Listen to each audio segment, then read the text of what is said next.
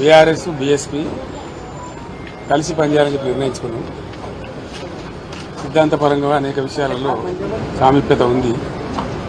మేము అమలు చేసినటువంటి దళిత బంధు కానీ, దళిత సంక్షేమానికి ఇచ్చినటువంటిది కానీ, రెసిడెన్షియల్ పాఠశాలలు కానీ, ఇంకా చాలా విషయాలలో బలహీనల గురించి, వీకర్ సెక్షన్ గురించి పనిచేసిన చరిత్ర ఉంది. కాబట్టి దాన్ని అనుసరించుకొని ఒక ప్రతిపాదన వస్తే ఇద్దరం కలిసి ఈరోజు చర్చించడం నేను ప్రవీణ్ గారు వారు హైకమాండ్ కూడా మాట్లాడింది.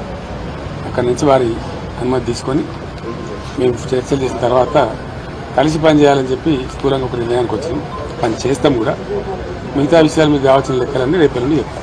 అంటే సీట్ల మీద ఏం క్లారిటీ లేదా సార్? వాళ్ళు ఎన్ని పొడి చేస్తారు రేపు అనుకుంటాం. కానీ ఈరోజు స్థూలంగా ఇది అయిపోయింది. బేసికల్గా ఇన్ ప్రిన్సిపల్ ఇది అయింది.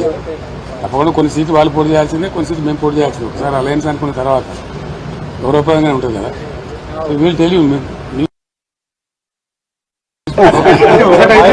నాగర్ కర్నూలు నుంచి వాళ్ళు పోటీ పెద్దపల్లి నుంచి చేద్దా